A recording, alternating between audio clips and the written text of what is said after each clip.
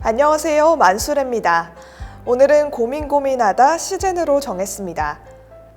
분석하기도 어렵고 분석해도 잘 안 맞고 잘해야 본전, 못하면 욕바가지.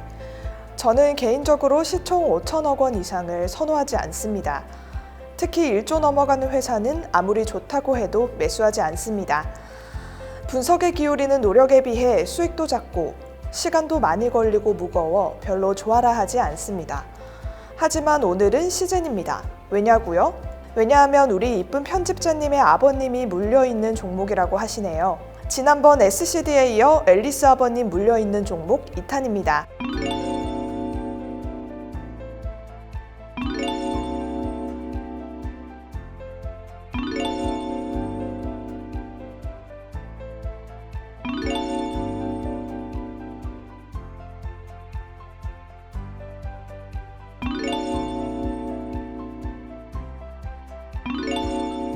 (20년) 코로나19 영향으로 엄청난 매출과 영업이익을 달성했습니다.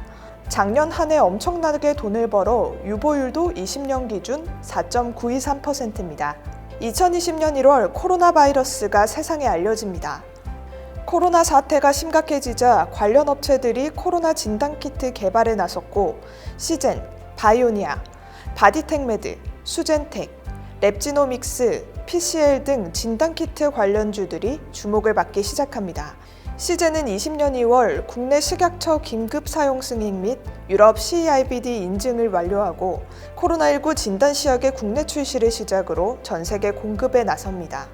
시즌의 진단키트 덕분에 24시간 걸리던 코로나19 감염자 진단 시간을 6시간 내로 크게 줄이고 정확성마저 인정받자 시즌의 진단키트는 해외 각국의 러브콜을 받게 됩니다.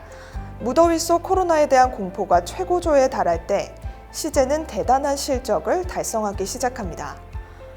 시즌의 진단키트가 세계 60여 개국에 누적 1000만 테스트 이상의 수출 실적을 올렸습니다.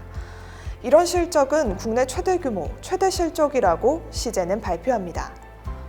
20년 4월 미국 식품의약국으로부터 긴급 사용을 승인받자 주가는 폭등하기 시작합니다.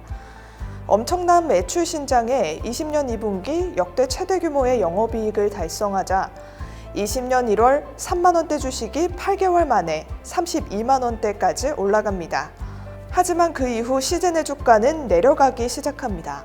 코로나가 진정되지도 않았고 3분기, 4분기 매출과 영업이익이 사상 최대 규모에 20년 한 해 매출 1조를 달성했다는 대단한 성과에도 주식은 8월 고점을 찍은 후 한없이 흘러내립니다. 20년 12월 매출 1조 원 달성과 향후 회사의 성장 가능성에 대한 자신감이라며 26명 임원진 모두가 자발적으로 31억 규모의 주식을 매입한다고 발표했지만 주가는 계속 내려가기만 합니다. 주가 하락으로 성난 주주들의 요구에 시젠은 주주 친화 정책으로 무상증자와 배당을 실시한다고 발표하자 주가는 하락을 멈추고 상승 반전합니다. 하지만 권리락 이후 주식은 다시 한없이 내려 최근 48,000원, 52주 최저가를 찍고 살짝 반등 중에 있습니다. 시젠은 지난해 연결 기준 매출 1조 1252억 원, 영업이익 6762억 원, 당기순이익 5031억 원을 달성했습니다. 지난 2019년도와 비교하면 매출이 1년 만에 약 9배, 영업이익은 약 30배 급증했고 영업이익률은 60% 수준입니다. 올해 상반기 연결 기준 매출액은 6,555억 원으로 전년 동기 대비 83.8%, 영업이익은 3,381억 원으로 전년 동기 대비 62% 늘었고 올해 매출도 당연 1조 원을 달성할 것으로 예상합니다. 이런 엄청난 실적에도 주가는 왜 이럴까요? 주가는 기대감에 오르고 선반영하는 경향이 있습니다. 작년 8월 주가가 최고점에 이를 때 이미 지금의 실적을 선반영하고도 거품이 끼었다고 보는 것이 맞지 않을까 생각합니다. 그리고 지난해 매출의 66.6%가 코로나 진단키트 수출이었습니다. 세계 각국의 백신 접종률이 상승하면서 코로나19 진단 수요가 점차 줄어들 것이라는 전망에 실적이 둔화될 것이라고 보는 전문가가 많았습니다. 하지만 최근 보도에 따르면 위드 코로나 이후 확진자 급증에 진단키트 수요가 줄어들지 않을 거라 합니다. 세계에서 가장 먼저 코로나 백신 접종을 시작하고 위드 코로나 시대를 선언한 영국은 석 달 만에 하루 신규 확진자 수가 5만 명을 넘으면서 위드 코로나 정책 이후 최대치를 기록해 보건당국에 비상이 걸렸다고 합니다. 방역 선진국 싱가포르는 백신 접종률이 80%에 달하자 방역 규제를 완화하며 위드 코로나 전환을 선언했지만 돌파 감염으로 인해 하루 확진자 수가 3,000명대를 넘어서며 비상이 걸렸습니다. 이와 같이 백신 접종률이 높아지면서 위드 코로나를 도입하는 국가들이 빠르게 늘어나고 일상생활에서의 검사가 더 활발하게 이루어지게 되어 진단키트의 수요는 줄어들지 않을 거라는 전망에 힘이 실리게 되었고, 먹는 코로나 치료제 출시 또한 치료제 처방을 위해서는 선제적인 검사가 필수이기 때문에 경구용 치료제 출시도 진단키트 기업들에게 호재로 작용할 것으로 전망됩니다. 그리고 시제는 미국 내 코로나19 진단키트 매출이 상당 부분을 차지하는 글로벌 경쟁사와 달리 유럽 시장이 주력이라 8월 이후부터 유럽 확진자가 증가세를 보이고 있어 매출에는 크게 영향이 없어 보입니다. 그런데 주식은 왜 이렇게 힘을 쓰지 못하나요? 주식은 꿈을 먹고 삽니다. 백신의 등장, 코로나 사태의 진정, 엄청난 실적 이 모든 것을 우리 투자자들은 거의 예상하고 있었죠. 코로나 감염 위험에 외출도 못하고 보건소에 길게 줄을 지어 검사를 받는 풍경, 외국의 사례처럼 치료를 받지 못하고 죽어가며 길에 방치되는 시신들을 보며 두려움을 느꼈지만 진단키트의 개발로 떼돈을 버는 진단키트 업체를 보며 많이들 부러워했습니다. 그때 주가는 이 모든 것을 반영해 고점을 찍었기에 향후 새로운 이벤트를 보여주지 않는다면 주식은 다시 그 자리로 돌아가려는 힘이 있습니다. 하지만 시제는 엄청난 실적이 뒷받침되었으니 한 단계, 아니 5단계 이상 회사가 레벨업 됐다고 봐야겠죠. 이제부터 냉정하게 시젠을 바라봐야 합니다. 이미 다 알고 있는 내용이 아니라 앞으로 어떤 이벤트를 보여줄 수 있는지 봐야겠죠. 지금 시젠에는 엄청난 돈이 쌓여 있습니다. 앞으로 천 대표가 이 돈을 어떻게 사용할지 궁금해집니다. 당연 빵빵한 실탄으로 대규모 투자에 나서겠죠. 위드 코로나 이후 진단키트의 수요는 크게 줄어들지 않는다고 하지만 이제 중국산 저가 진단키트 이야기가 들리기 시작합니다. 코로나 시대에는 너무 급해 비싼 가격에도 무조건 사재기 하던 나라들도 이제는 사실 여유가 생겼습니다. 여유는 생기고 수요는 점차 줄어들고 공급은 계속 늘어나니 가격은 당연히 떨어지고 앞으로는 작년, 올해만큼의 영업이익률은 나오지 않을 거라 생각합니다. 관세청에 따르면 국내 진단키트 수출액은 지난 7월까진 전년 동기 대비 14.5% 성장했지만 8월 26.9%, 9월 61.6% 감소했습니다.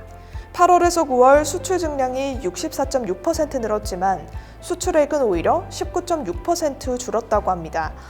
진단키트 시장이 그만큼 안정됐다는 이야기겠죠. 하지만 시제는 공급 능력을 확대하고 있습니다. 시제는 코로나 사태가 터지고 공장의 모든 생산 라인을 코로나 진단키트 생산에 올인했습니다. 이제 코로나 진단키트 시장이 안정됐으니 생산 라인을 정상화시킬 필요가 있겠죠. 생산 라인을 정상화시키고 안정적으로 진단키트를 공급하기 위해 생산시설 확대가 필수입니다. 시제는 풍부한 현금으로 생산시설 확대를 위한 토지 및 건물 매입에 약 1,200억 원을 쏟아부었습니다. 생산 라인이 확대되면 안정적인 공급도 가능하고 가격 경쟁력도 생기기에 향후 시장 지배력을 늘리겠다는 포석이겠죠.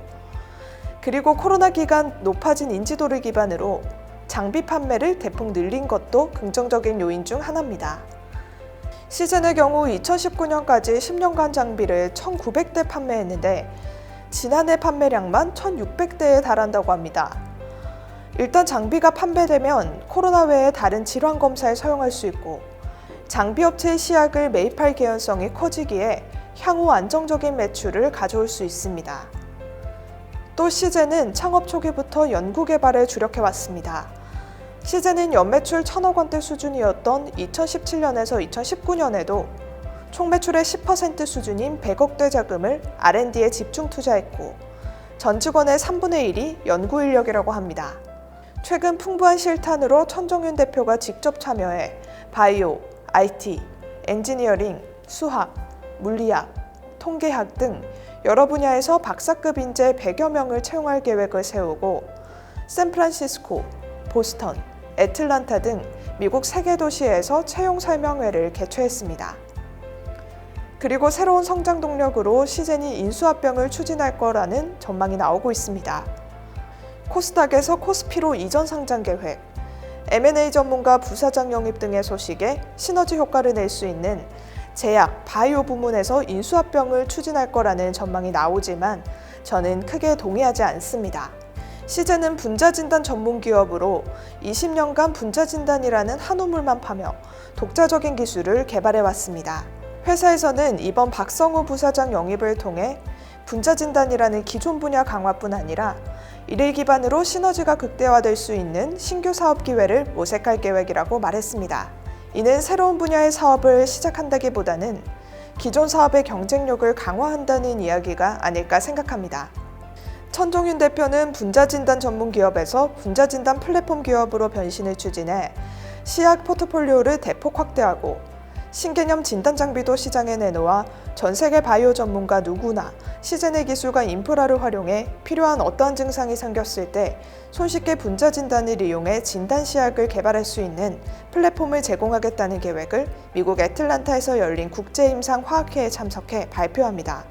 이는 돈이 갑자기 많이 생겼다고 생뚱맞게 제약, 바이오 회사를 인수하기보다는 잘하는 분야에 더욱 집중해 그 분야에서 최고가 되겠다라고 해석하는 편이 맞지 않을까 생각합니다. 따라서 주주들에게 단기 호재가 되는 사업 다각화를 위한 회사 인수보다는 20년 한 우물만 판 회사답게 분자진단 관련 업체를 인수해 덩치를 키울 것이라고 보는 것이 타당하지 않을까 생각합니다. 이제부터 큰 폭의 하락은 없을 것 같습니다. 주가는 정말 바닥권으로 보여지는데요. 앞전 상담 시 바닥으로 제시한 48,000원을 찍고 반등 중이니 62,000에서 66,000까지는 노려볼 만합니다. 장기적으로 6만원 중반대를 잘 버텨준다면 82,000원에서 86,000원까지는 도달할 것 같습니다. 이제부터는 하락보다는 박스권 내 횡보의 시간이 되지 않을까 생각합니다. 하단 62,000원, 상단 68,000원 사이의 지루한 흐름에 힘이 많이 빠질 수도 있겠지만 손절 타임을 놓치고 지금까지 힘들게 버티고 인내하셨으니 조금 더 버티는 방향으로 권합니다. 만약 진짜 운이 없어 외부 요인에 덩달아 빠진다면 42,000원까지도 빠지지만 그 이하로는 쉽게 빠지지 않을 거라 생각하니 맘을 비우고 시간을 더 투자해보세요. 마지막으로 코로나 사태 같은 큰 돌발 변수가 발생하지 않는다면 단기간에 작년 고점을 뚫기는 쉽지 않으니 작은 이벤트 하나하나의 비중을 조절해가며 느긋하게 즐기는 투자를 하시길 바라며 이만 마무리합니다.